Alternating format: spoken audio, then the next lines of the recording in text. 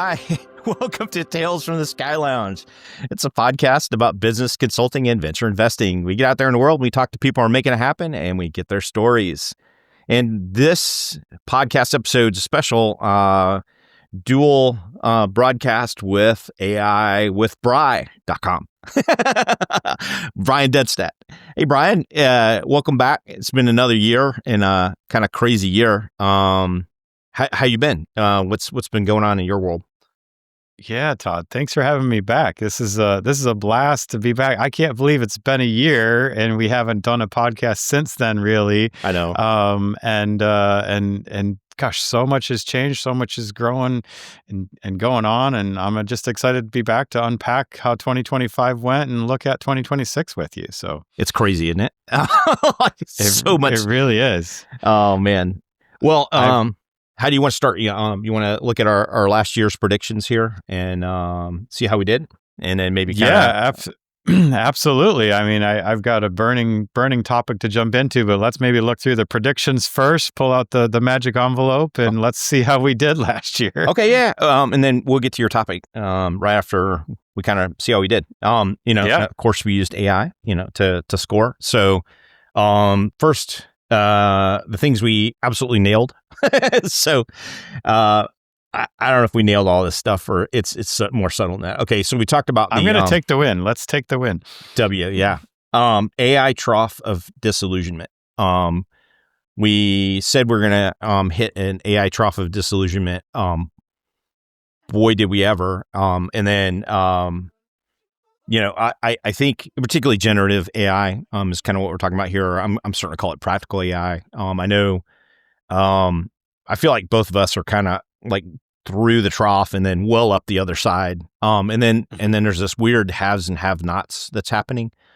I don't know how you feel about that, or what you're seeing in your clients' lives.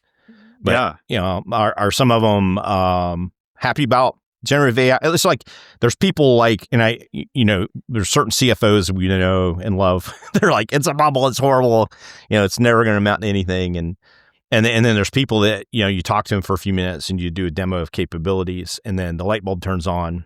Usually it's like 1 out of 8 or 10 people in a room when I'm given the demo downloads it immediately. Like, what do you mean? That's like free or $25? Are you seeing the same kind of thing with that? Are we in the trough? Are we heading up the other side?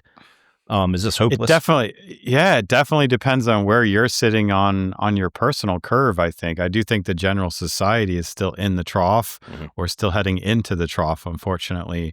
But, I'm well up the other side as well. And I heard the analogy the other day about light bulbs versus the motors. Like, we have to look at all these paradigm shifts that have happened.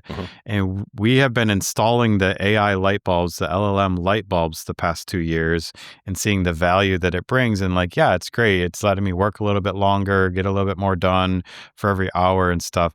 But the bigger companies that are really embracing this are building these automations, these big machines, and they're rolling in the factory assembly lines that are leveraging LLM and practical AI and day-to-day stuff. And I think they've been secretly working on it for a year now, and you're going to start to see some major wins as those come out. That's going to really help us get out of that trough of disillusionment as a general mass. That's what I think. We're light bulbs to motors. Yeah, I kind of. The people that get it fast. The organizations haven't gotten it yet. From my perspective, to use your manufacturing analogy, I think people are seeing power tools and going, "Ooh, I could use that drill," and then, but it's just a drill. It's just like a point solution. It's like marketing automation or proposal generation or follow up on sales proposals, harassing people to go follow up, that kind of thing. I think there's a huge upside once. I think we have to absorb this new change, and the rate of absorption is not as fast as I would hope, but I think we're living on the edge of tech, so maybe we're just used to a faster pace. And We're 1,000% used to the faster pace, but it took years for the internet to catch on. It took years for people to get rid of their arithmetic departments and close down the manual ledger books and switch to Excel. So we can't expect them to go fast on that, but calculating and risk averse companies are gonna get dragged kicking and screaming into this age. So, I see a generational change here, right? So like Copilot, for like 3 years ago, everybody was force-fed Copilot, and then it's like, I don't know. I can kind of see it maybe, and it's more annoying than useful. And then everything was kind of like ChatGPT. Everything was a chatbot for a minute, right? And then that paradigm was like, hey, customer service agents will do chatbot, buy my Delta ticket chatbot, But I think now we're starting to see Agentic like truly come out, where you're doing, yes, it's natural language, but it's doing some really powerful things that are not necessarily language oriented, and then these Agentic enterprise architectures are going to become important. I don't think everybody realizes what that is, but I think for next year, maybe that's something we got to help people up the curve. That's the way up the trough, right? Yeah, for sure. I've seen, I'm putting together decks that are going in and presenting this concept to companies to say, like, you've got to stop development work for a month or two and build your agentic framework, and then you'll be able to go 10 times as fast. And they go 10 times, and I go, yes, if not 100 times faster. Yeah.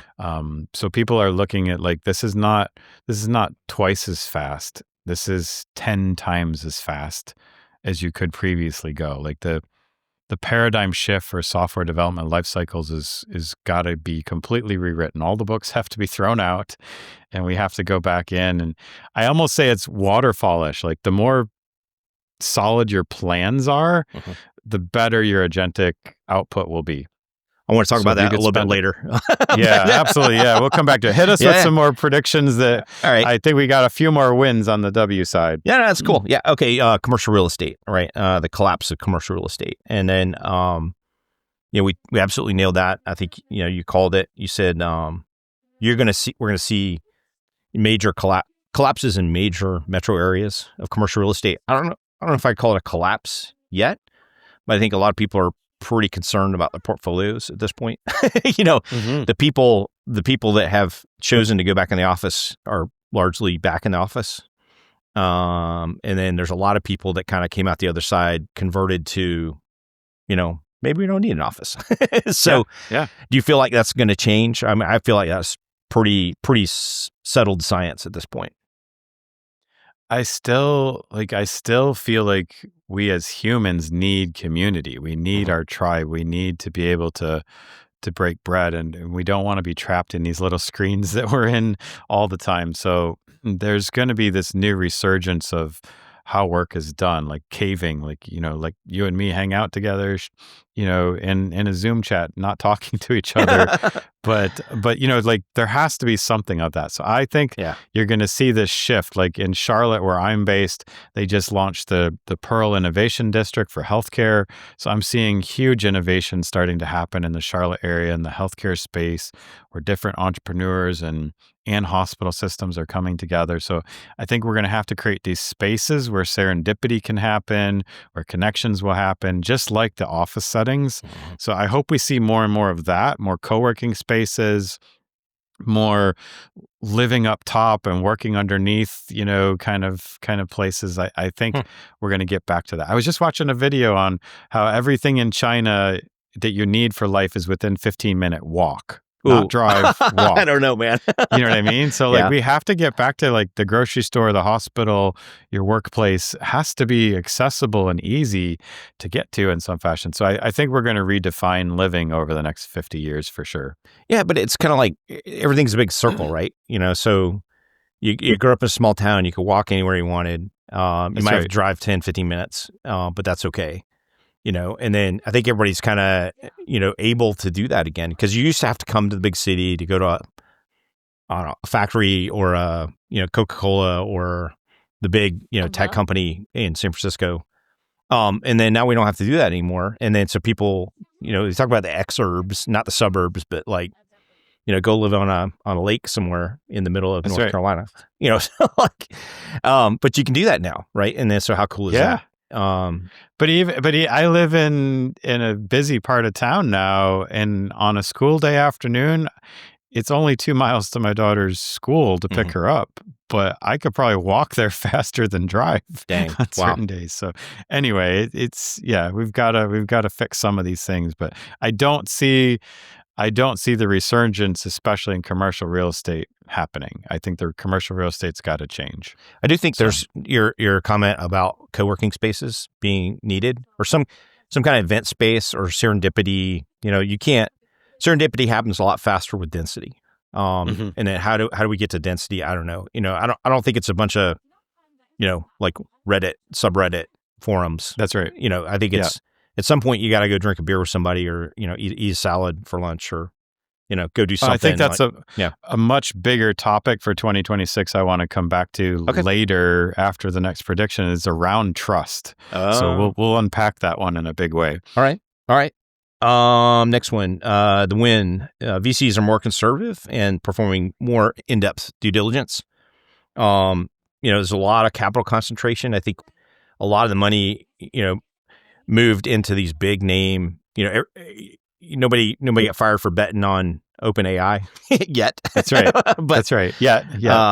And it's gotten harder and harder for little companies or earlier stage growth companies to attract venture, because the bar for venture investment, for what I'm seeing, you got to get like $1 million ARR, 2 or 3 quarters, which is like crazy.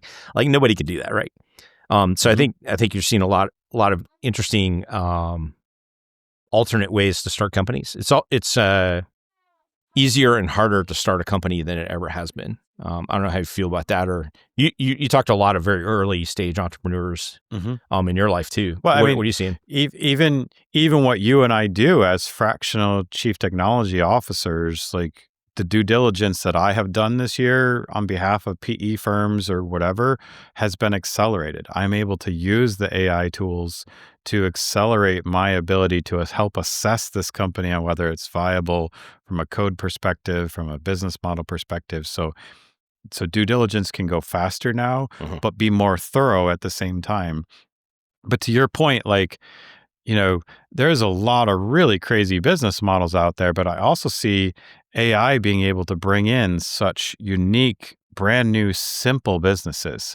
Like there's such a niche for certain types of things, and there's such an easy way to just bring in a simple business with very little money and grow it into be 100, 200 grand a year. So I think you're going to see, I certainly hope you see in the Kauffman Foundation and all these other places that entrepreneurship picks up. I mean, we've seen nothing but a decline on entrepreneurship for the past 40 years or so. And I certainly hope that AI ushers, like I think I said last year, a new Renaissance era, and let that continue. I think that's absolutely right. I think there's going to be, I think, with layoffs and stuff, I think there's a lot of really talented people that need to start a business or have something rattling around in their head where they can now go try it. And, some of these tools make it super easy to try, get in business and, figure it out really fast whether it's going to go or not. I think that's super valuable. Right. Yeah. You can fail even faster now. And remind me, I wrote a thing for due diligence last week, but it's ridiculous. I'll show it to you tomorrow. I don't want to kind of open that one up yet, but it's cool. Crazy what you can do with all that stuff. That's right. AI agents are coming. So we talked about OpenAI launching Operator as a research preview early in the year, and then the new Stack AI agents became mainstream with Operator, Claude agents, and Gemini agents all launching. We absolutely nailed that one. They are 1000% here. I mean, Claude agents, I spin them up night and day. There's some working for me right now, I'm sure. Yeah. Oh, yeah. For sure. I had to turn mine off, or else like all the bandwidth would have gone away from the That's right. podcast. But yeah, I mean, it's nuts. It's really a game changer for that. 100% agree about Absolutely. Claude, but we don't want to close the door on anybody else. I think it's going to be, this big circle. They all have an amazing agent capability, and one thing that what I do think you're going to see this year is more LLM council type things. What do you mean? Where we the older models are cheap enough that I can get answers from multiple models and simulate the best possible answer across multiple models. Oh, like triage. Because yeah. Okay. And so if you look, Karpathy released a code base of LLM Council, and you can run it. It'll hit GPT, Grok, Claude, and Gemini all with the same exact prompt, pull back the answers, send it back to all four of them and say, which one did the best job, rank them. And you're using the cheat models, right? It'll simulate the best possible combined answer along with which LLM nailed it the best. So it's a really, really powerful way to use agentic frameworks to help remove the bias and help, soothe out, or what happens when OpenAI has an issue and is down. Yeah. Like, that's going to happen in 26 sometime. One of them's going to have an outage. And if you use an LLM council type model, okay, one of my three peers is down. Who cares? We talk about, this is kind of maybe a hot take, but stacking agents as a concept. I think orchestrator, and execution agent architectures is a thing. Big fan. All right, I don't know. I've written several things that do that. But then where's it get ridiculous? You see these things on the internet where somebody spins up 30 windows with the whole coding life cycle, and it's like these three are checkers and these three do pull requests, and these three check the checkers that are checking the pull request of the code, and then it's like, it's kind of crazy. At some point, I think the opposite of that is going to be true as well, where you're going to have smart humans who know what the heck's going on, you can't fully replace humans, from it. Yeah, but you're going to see in Linear and ClickUp and others that you just assign the work to the agent seat, and the agent will do the task that you assigned it to based on that agent's persona. So I think you're going to see the AI emulating the human societies that we've built, right? We have high trust certification to help validate that the hospital system is doing it the right way. So that's the checkers checking the checkers, and so we're going to have those simulated concepts there, and hopefully it layers in the right checks and balances for us. Yeah, it's going to be an interesting trend to monitor. Where's the line Absolutely. of yet another AI agent on top of an agent, or when does human in the loop really required? I don't know. That's right. All right, we'll put a pin in that one. We'll see you next year, and we'll talk about that one. Okay, political. David Sachs, you called it crypto and AI czar, which is interesting. You put them both together, but the techno czar for the new administration. He's appointed as point man for AI and cryptocurrency policy, and before diving into AI, shepherded an ambitious cryptocurrency bill, providing legal clarity for digital assets, which is what we were talking about last year. We were hoping that was going to happen. Yeah. What do you think? Good call, bad call? Interesting. Yeah, it's this paradigm of how are we going to make money as knowledge workers as AI comes online more and more and more, right? We all need, we all can't be Visa and MasterCard. So right. I don't know. I mean, the cryptocurrencies are here to stay. The smart contracts are here to stay. They have to find their evolution into the actual day-to-day places. And, I don't see it going it's not going away, but it has to get built into the day-to-day cycles of the economy. The Bitcoin ATM machines are just a fad kind of a thing, but how do we lower the cost of transactions down so that more transactions can happen? I think that's a big one. The cost of a transaction, when it costs you $50 to move 100 or $150, like that's a problem. And when it takes Mhm. 5 minutes to move $50,000 and Yeah. you're not sure, like, did it go? What's going on? It's That's right. Yeah. nerve wracking, right?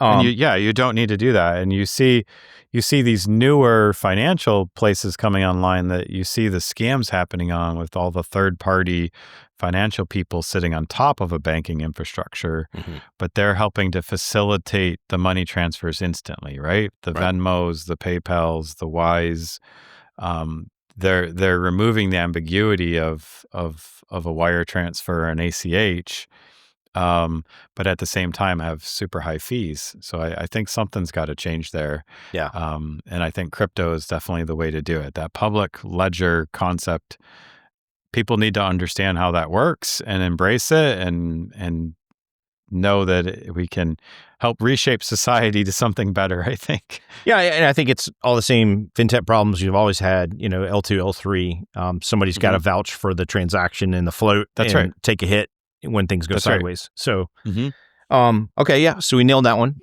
Crypto is still bullish. And then it feels like more clarity in the market is going to encourage more, more businesses to stick their neck out and be more innovative.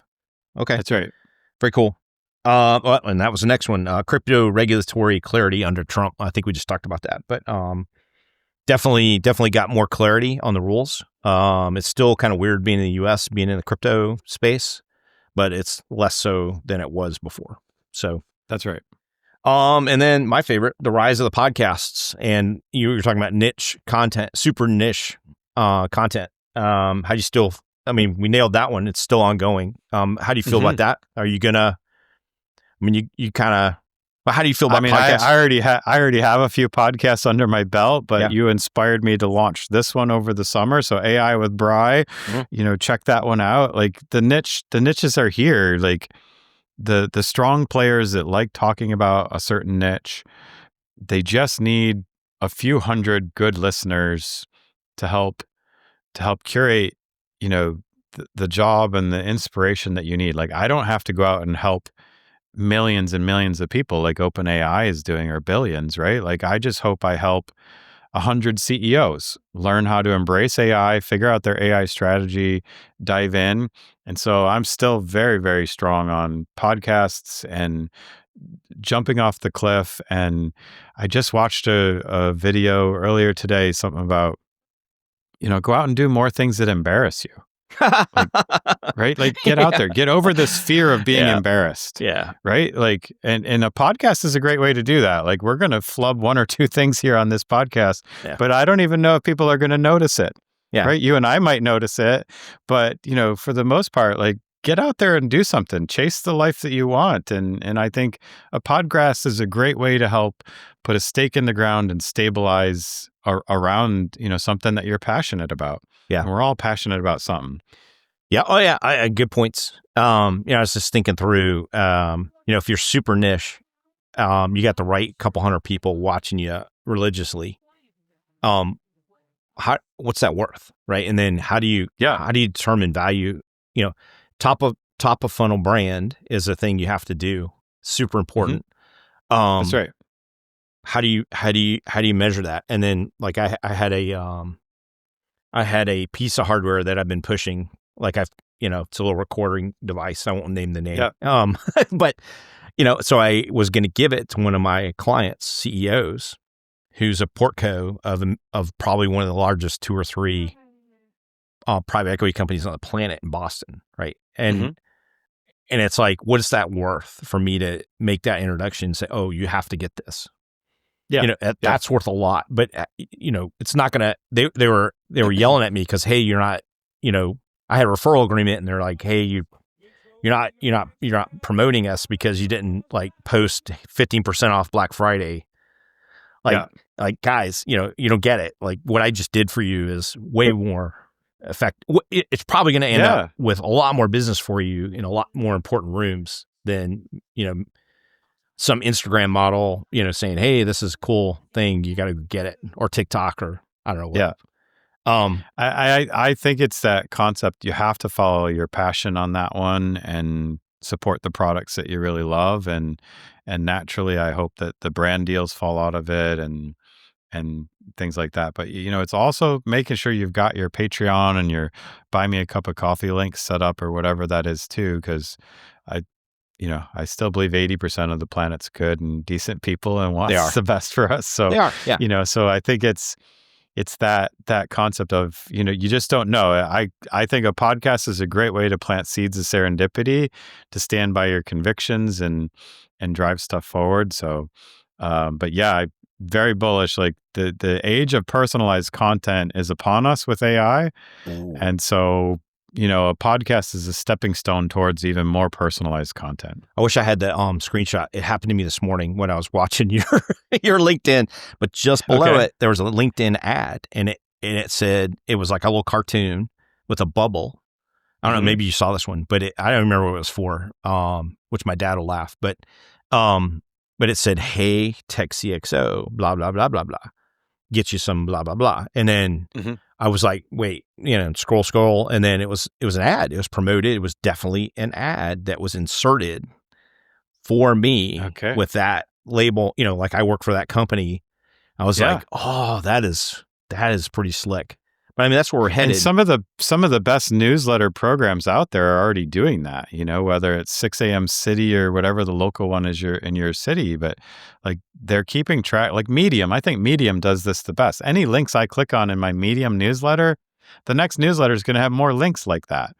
Like I clicked on this Python thing here or this, workout thing there, I get more articles geared towards me in my Medium feed because it knows which articles I clicked, which ones I read. So this hyper personalization that AI and tracking is going to bring, super, super amazing, because we're going to go down the rabbit hole even further, but scary at the same time. Yeah. I mean, it's kind of cool. Sid Mukherjee is a guy, he has Silicon Road Ventures. So he was writing about this, his big e-commerce, evolution of e-commerce. He was saying he thinks that there's going to be a time pretty soon that him and his portcos are building where every website you go to, every e-commerce experience is going to be only it's completely unique to you as a buyer. Yeah. I can't wait. I don't know what that token utilization cost is going to be for something like that, but it's going to be that's right, glorious. Yeah. Anyway, all right. So we did pretty good on that one. Let's go to the yellow lights. Okay, so partially correct. All right. I like to say we got more wins than yellows and reds, but but hit us with the yellows. Yeah, yellows. And these are half right. Okay, so rising tide lifts all boats, and then we're going to see a VC rebound. Didn't really see a VC rebound like we had hoped. I don't know if that's interest rate driven or everybody's kind of risk off right now, going for the big companies, the big names. But I think we did this last year in the age of the beginning of the new Trump presidency too. Like that's a wild card for sure. Combined with AI is changing everything. So where do I save the cash and deploy it later? Do I put more micro bets out there? I don't know. Or I think we saw a lot of people just investing in second rounds instead of more firsts. SPV for Anthropic. Yeah. Exactly. Exactly. Yeah. It's a scary time to be an investor because, like I was helping one client. I want to be a little bit vague about who they are, but with a certain topic, and then it was going to be a build or buy, and then, we didn't think build. We're going to go help them research. And it's one of these AI adoption things where they said, hey, if we could do blah blah blah, that'd be really cool, but we don't know how to do it. Okay, we'll go shopping, go look for a couple solutions for them. Found a couple, 3, 4, 5 solutions. 2 or 3 actually answered the phone. SaaS companies that were early stage, that probably Series A-ish kind of range. Kind of sort of had early, couple-year-old AI, ML, visual model kind of stuff. And then nothing was quite right. And a couple of us looked at each other and said, we could probably write this pretty quick with one of these frontier models. did it, and then got 80% of the solution that was appropriate for this client, and said, hey, what, for a quarter of the cost of 1 year of these other folks, which is multi six figures, would you like this custom software that does exactly what you want? And then, so if you think about it, they said, yeah. And then on a Tuesday morning, we were able to recreate most of it. And then, so all these SaaS companies are like, how do you compete with that? Right. Their whole business model is challenged now, where just because you have software doesn't mean anything. It's, I think a lot of investors are looking at that going, holy crap, like, what do we invest in? I don't know. Yeah. So it's super, super interesting. I wish I had the inner mindset, but I think I don't know how to add more to what you just said. It's spot on. Like, everybody's doing their unique thing. They're trying to figure out the AI stuff as much as they can too. So I think where this is going is a combination of what you're calling niches, like lots of tiny little companies that are low six figures ever, right? And nice little business for a couple people. And then what's wrong with that? And they might need a little capital, a little bit of help on the services side to get going. And maybe that's the way we start companies now. Maybe it's not, you don't need $500,000 to go in 6 months or a year to go build software, right? Before you even know. You definitely don't. You definitely don't. Yeah, you could be up and running in a couple weeks, and then, the distribution and it's. But it comes back to the plans. Like, if you don't have a really well thought out business model, and you don't, like, I've been working with a founder who's got a very detailed business plan, and she started vibe coding it. And she's realizing, oh, I didn't have this built. I thought I had everything, all the I's dotted and T's crossed, and I don't. But at the same time, trying to land a wait list and everything else. So much to do as a business owner.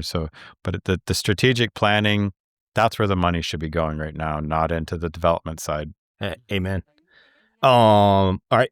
Next one that was kind of sort of yellow, VC portfolio reorg and or capitulation. I don't think we've seen capitulation this year. Yeah, everything's kind of static and everybody's kind of holding their breath still from my seat.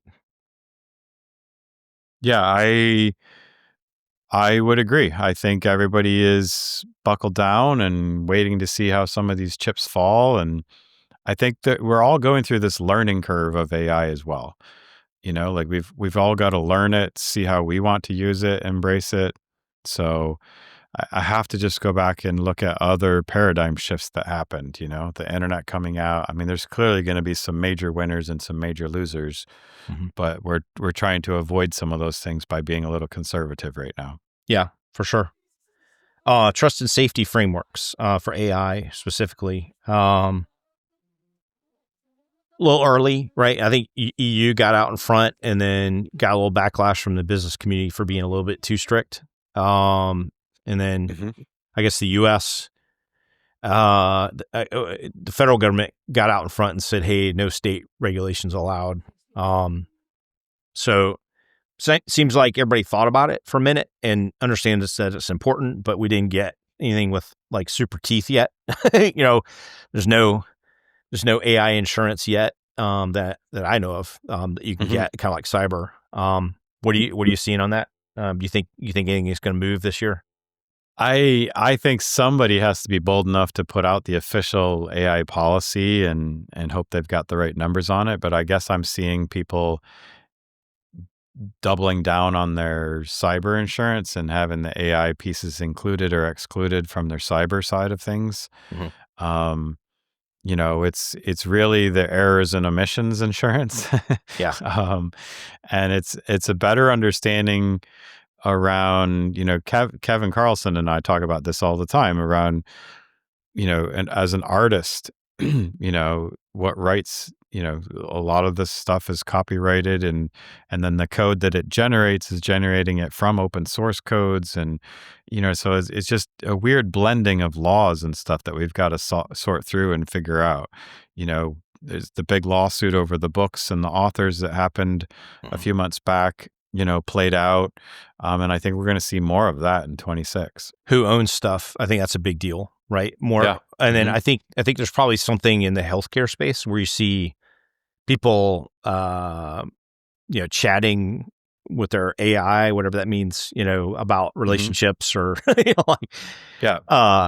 who's liable when the AI is like, oh yeah, go start your whatever business that's completely insane. Yeah, good call. Go for it. And then That's you right. lose your shirt.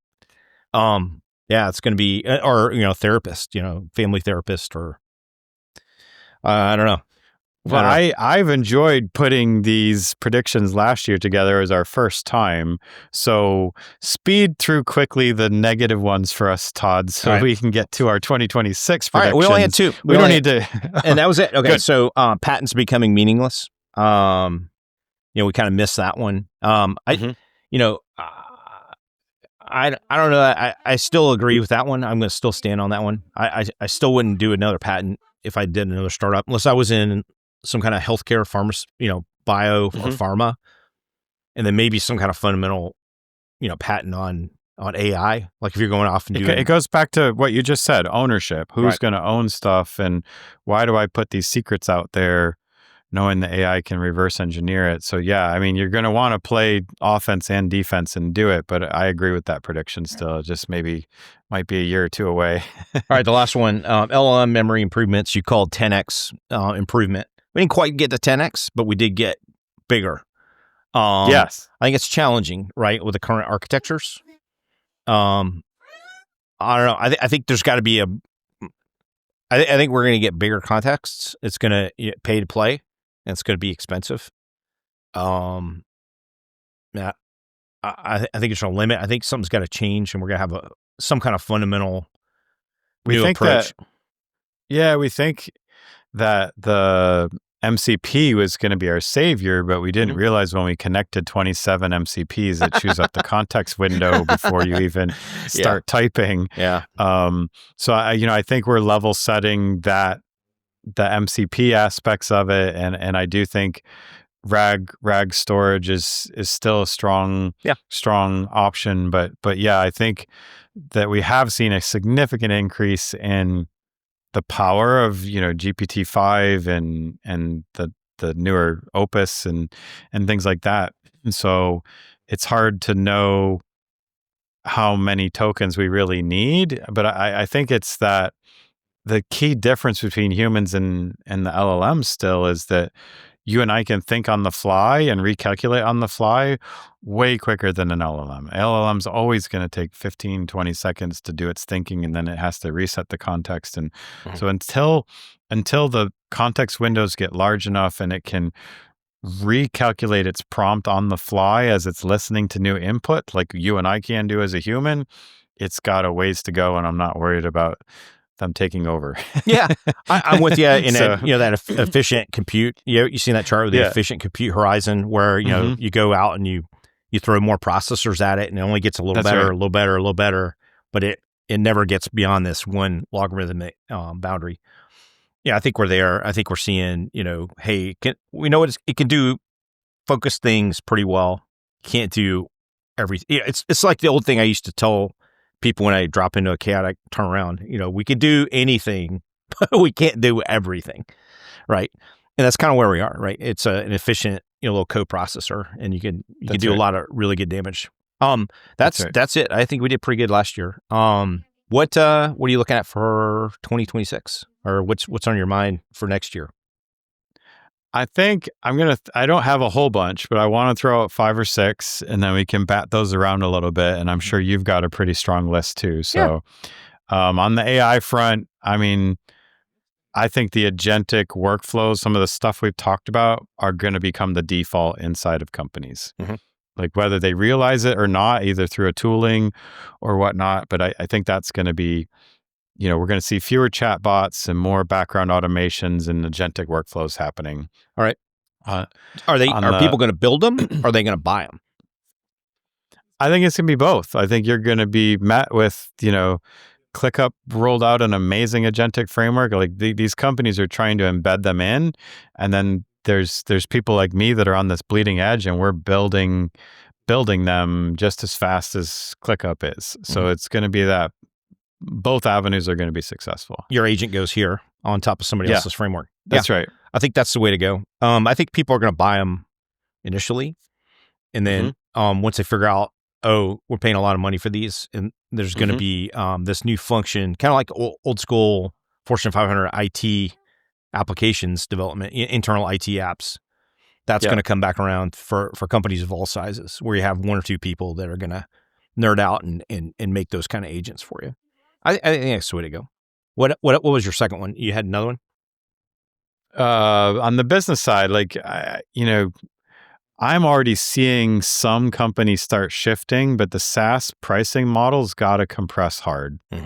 Like, I think you're going to see some royal shifts in either consumption usage or drastic cuts to SaaS pricing as, Agentic rolls out. So I'm very concerned about the SaaS market.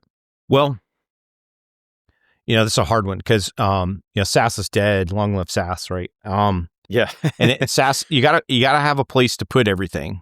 That's not going to go away, right? And then as a scoreboard or a common denominator repository that's useful. And then there's business logic, right, on top of.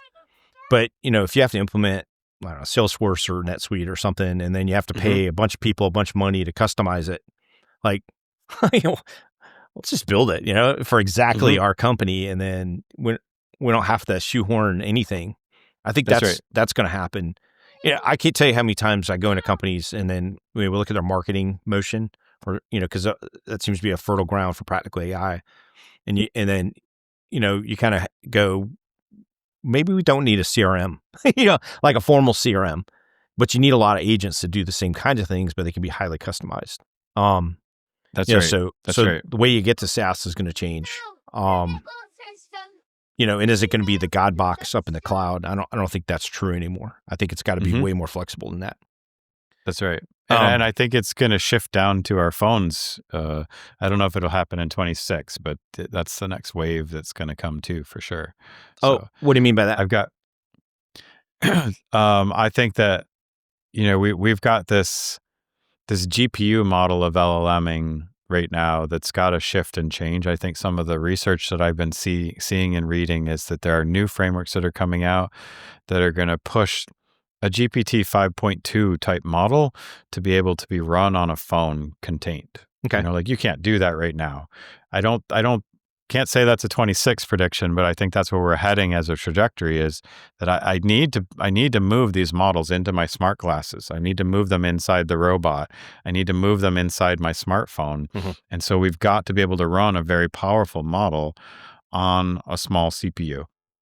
And there's going to be ways to accomplish that. Yeah. I mean, well, in 2019, I can remember writing stuff for the Google glasses. We did Chickenator Vision for Chick-fil-A, where we identified that's French fries, that's, milkshake or whatever. And then, but that was TensorFlow, right? And then you had very specific, it was pretty hard, but you could do it. And then you load it right onto the glasses, and then it could run. So that was back then, so I know we can do more better now.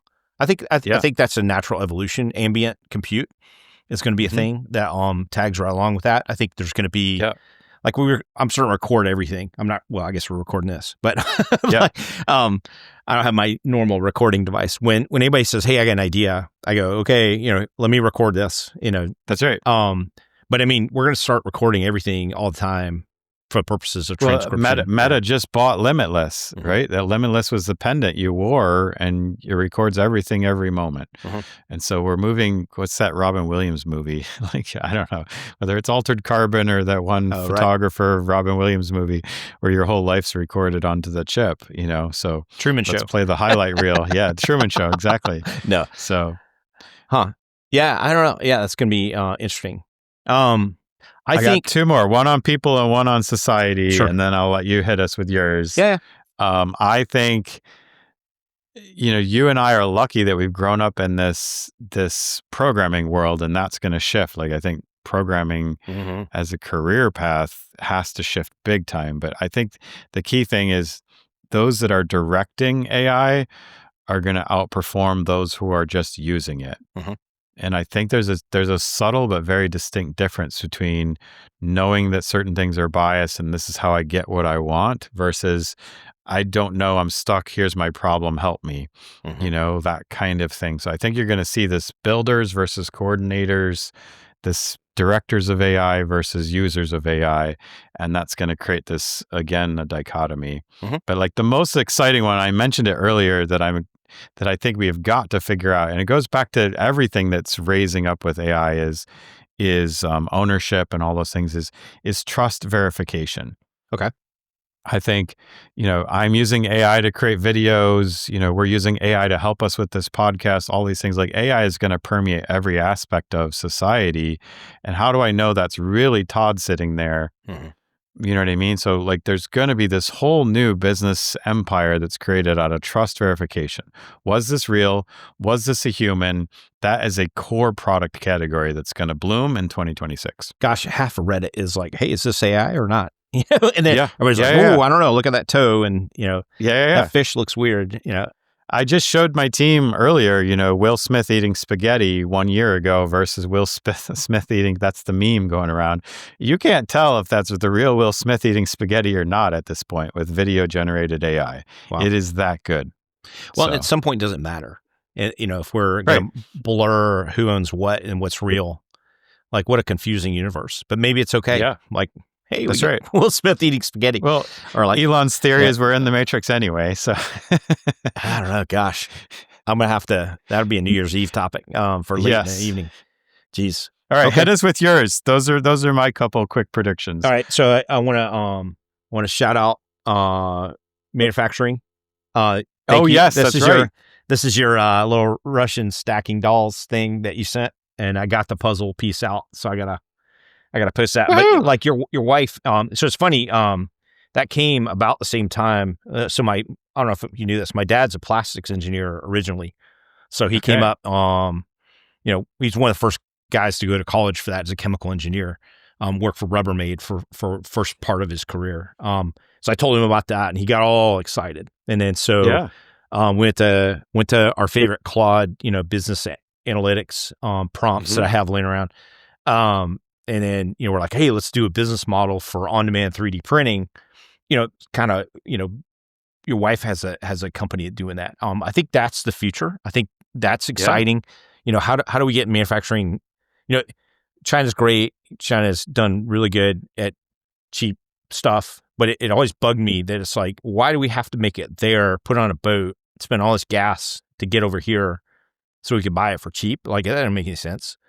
That's right. That's right. So maybe this is the thing that kind of helps us to produce local, consume local, be able to buy our sheets local. Like my hometown's a big textile town historically.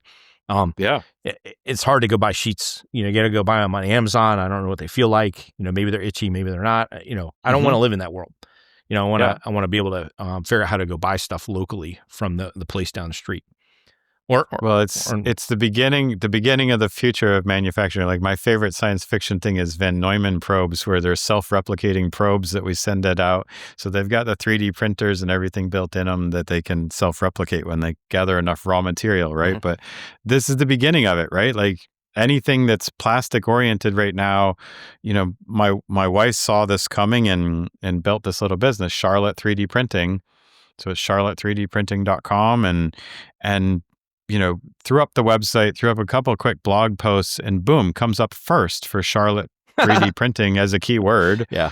And we're getting leads. And it's a whole bunch of unique manufacturing things. People with antique cars that can't find parts. That's exactly what we're going to do with my dad. He's an antique car guy. Right. Yeah, exactly. And Dungeons and Dragons models that are unique. And I crafted this cool little dragon and I want it printed myself. And she had somebody print a school science project. I built this in AutoCAD and I just want to print it for my teacher. So all these unique on-demand again, unleashing this creativity of society that's there Mhm. in such a big way. So I think everything has to shift to local. We've got to Mhm. grow our food locally. We've got to manufacture locally. Like everybody needs to have a little 3D printing hub and whatnot. So I think that you're going to see that continue to boom. Yeah. And that's something that AI can't do right now, right? Yeah. Like Well, it can AI help. can't print things, but AI helps for sure. Yeah. Right. Yeah, you need that creativity. And then like the Yeah. fourth turning book, I don't know if you're familiar with that, but like my kids are a little older than your kids, but that generation that's just now coming of age. Yeah. And in high school, they're supposed to be the artists. Yeah. The whole grand scheme of things. So I think we're gonna see a lot of creativity over the next My 5, kids 10 are years. younger, and I see them all one of them in particular likes to just hang out with the Echo device and just have conversations. And I have a very young child right now, and I was holding her just last night, I think, thinking about that same exact thing. Is like she's going to grow up in the age of AI angels or Jiminy Crickets or whatever you have on your shoulder that's guiding you through life. Like, is this really what you want? Are you going to take that drink, or are you going to smoke that cigarette? Like, the agent is going to be there guiding you and helping you or reporting back to the parents. Everything's recorded. Your dad and mom are watching. Yeah. Synopsis will be provided. But manufacturing is going to blow up. Like you're going to see, again, personalized manufacturing. Yeah, and coming back to the onshore, I think is a big part of that as well. Local, buy local, grow local. Yeah. One thing I want to get out there that changed my life this year. So I went really deep on the Anthropic ecosystem, trying to help the sales and marketing non-technical parts of the C-suite. Wound up with MCP, and that was a game changer. And then I kept going, and I found Claude Code. Oh my gosh. And I'm a coder. I've always been a coder. I haven't coded in a while. And a year ago, I would tell clients, I can code. You should not pay me to code. That's too expensive. So right around Father's Day, I started saying yes to these little projects because a lot of people say, hey, I've got this idea. And then I just wanted to see what it would do. And then haven't found the bottom of it yet, which surprised me. I didn't think that's where I was going to go. I thought I was going to just be able to tell people, well, it's okay, but it's going to vibe code you crap. Yeah. So a lot of complex thoughts there. So I'm basically shipping. I've got this process where I'll record people, and it goes back to your planning, right? I think planning is super critical. So I'll record people on conversations, take the transcript, put it into my planning models. So I've got a couple of really nice prompts that I've added to, refine those, where I'm going to generate a business plan with a technical plan at the same time. So you got that product management roadmap generated simultaneously with the business needs. So you're going to build only the things that you need for MVP. And then I have a couple things in there, like I want to know if there's competition. I want to know what the pricing is. Is there a business here? Are you wasting your time? And then what's the minimum we got to code to get it in the market? And then my thesis was, okay, we can launch a lot of companies here if I can remove that milestone of you need software to sell in 10 days or less, 10 hours or less. Sometimes it's 2 hours to get the stuff launched with a domain name in AI in AWS. And it's not vibe coded, right? You can't just say, hey, I want a thing, right? And then let it guess. Like that's not what we're talking about. I have very strong preferences as a CTO with decades of experience on how I want stuff built. I've got all that stuff kind of engineered in. I can hit a button and then it goes fast in that lane, right? Yeah. But think what that does to businesses, right? So it gets you, like, if I could say, hey, before New Year's, which is what, 2 days, I can have you in business and you can be selling, but you got to prove to me you can sell this stuff. And then next quarter we'll do phase 2 and then maybe phase 3. And then what does that do for the world? And then, so I think, just kind of extrapolating that out, how we start businesses changes, what we invest in changes. A lot of ideas that were marginal now become doable, and with not very much effort. It's a fast food era of software.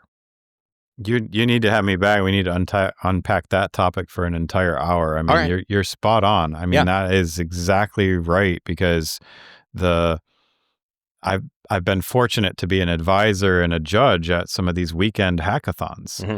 And the stuff I saw 2 or 3 years ago versus what I see this past year coming out is just mind-blowing. What they can accomplish in 48 hours. Mm-hmm. Full website built out, pricing models done, sign up, I can do that. onboarding. Well, that's in 2 Yeah, hours. I mean, 2 just hours.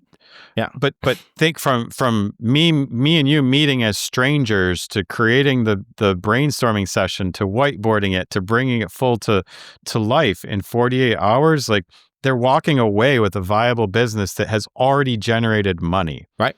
You know what I mean? Like, I Yeah. already reached out to my LinkedIn network and generated $5,000 in sales in 48 hours of a hackathon. Yeah. Like, yeah. And you and I know we can do that all in 2 hours. Once we have the framework set up, like I proved it with my daughter just the other day. We built an app and launched it together in less than 45 minutes. And then, so like what happens, right? So how do we make money? How do we impact the world positively, right? And then I want to start a bunch of companies, right? And then, or I want to help a lot of people start a lot of companies. And it's no longer about, the investing model used to be go put 50 grand on a couple of juniors at Georgia Tech. They're really smart and they're going to code something really amazing. Yeah. That's stupid, right?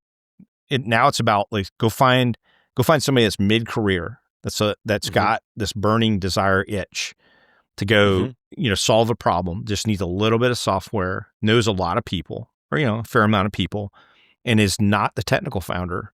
It's more about distribution, sales, and marketing, right? Yeah. And then, are you just a decent, we're back to business founders. Yeah. And then, boy, that's like completely upside down from where we have been, right? Where's your MBA? That's right. Well, and then I don't want a fresh out MBA, right? I want somebody who's kind of got a lot of friends that are going to buy this thing because they've been living the pain and, oh my God, I'm so glad somebody fixed that for me. And then we don't have to have, $1 billion valuation. That's right. We can be successful at 5 million or 2 million or 1 million. Anyway, I don't know. So for me, that's like the big game changer. And then that works at scale. And so we're using that same process, and PE companies that are decades old that have a mess, right? And we're going to PE companies and saying, hey, some of these problems that were intractable, where you have, all these old ancient technologies that nobody remembers how to operate and everybody's scared to breathe on it. We now have the ability to go grind through a bunch of stuff in a hurry, make a plan, execute the plan, and then turn this thing around. Whereas before it might have been untenable, to bring it forward. Yeah, absolutely. Well, let's pivot. Let's pivot into a lightning round then. I've got 2 or 3. I know you've got a few, so throw one out and I'll react to it for 2 seconds. Go ahead. You can, and then we'll switch. Your turn. Go ahead. What do you got? Is college still worth it? Oh, geez. I don't think so. I've got one kid that's 21 in college, and I've got one that's 23. And I told him to go to tech school to be a mechanic, or, we're still figuring that one out. But one wants to be an artist, one wants to be a mechanic. He's not learning what he needs to learn in college. I like what you just said before I asked you the question. It has to be paired with execution. College is probably still worth it if it's paired with execution. Certain things you need college. Is it worth it for an English degree for $120,000? Not a chance. World models. We talked about AR, VR last year. You see all these folks coming out of Meta and all the big thinkers, abandoning LLM is not the cool thing anymore. What do you think? Is world models going to be the way we get to AGI? Is it going to be incremental? What's going to open up? Or is that going to be like a nothing burger? You stole my next question. AGI by 2027. So let's answer that together, I guess. Like, I mean, I think it's going to be a thing. It's not going to be the it's thing. Definitely good. It's right. Exactly. That's exactly right. Because like there's still in a capitalistic society, there's still going to be competition. There's still going to be competing on that front. But somebody is going to break through this barrier, and the robots are coming. So 2026 is this year healthcare gets disrupted finally. Gosh, that's a tough one. I am working with so many healthcare companies that are doing their darndest to make sure it happens. I definitely think, we're past the light bulb stage, as I mentioned way early. That there's some big changes coming where we're not just putting, a scribe in place. But at the same time, the incumbents in the institutions that we've built up over the past 100 years are going to be extremely hard to break and change and get to the heart of it. So I'm not sure. I look at these monster mega companies and they just can't get out of their own way, and they're just hemorrhaging millions of dollars in lost revenue opportunities, and then they won't spend $50,000 or $100,000 to explore a couple of quick solutions. Like, it's just, that's right, mind-boggling. I think the story this year in 26 isn't intelligence related. I think it's like alignment. Technology last 2 years has moved faster than institutions, companies, and our people, and we've got to catch up now. I think that's the theme for 2026, absorption, right? Where the tech is moving so fast that it's going to get out over our skis a little bit, and then everybody's got to kind of catch up. Yep. Well, I think we're at time. So, any last topics you want to throw out there before we hang up on 2025? We both have a list of another 15 or so. So maybe we do we need another podcast, Valentine's Day special or something. All right, let's do it next time. It's been on your show. We'll do it on your show next time. How about that? Perfect. All right, I'll line it up. All right, what's your podcast? Check out aiwithbry.com. You can learn all about AI. We talk about learning, leveraging, and leading with AI. So very similar veins, but we're both here, Todd, to help change the companies and set them on the right trajectory with AI in a big way. So appreciate you having me on the show again. Yeah, thanks, Bryan. It's always fun. Bye for now. Thanks for joining us in the Sky Lounge. Please like and subscribe to hear more from Tales from the Sky Lounge here and anywhere else you get your podcasts.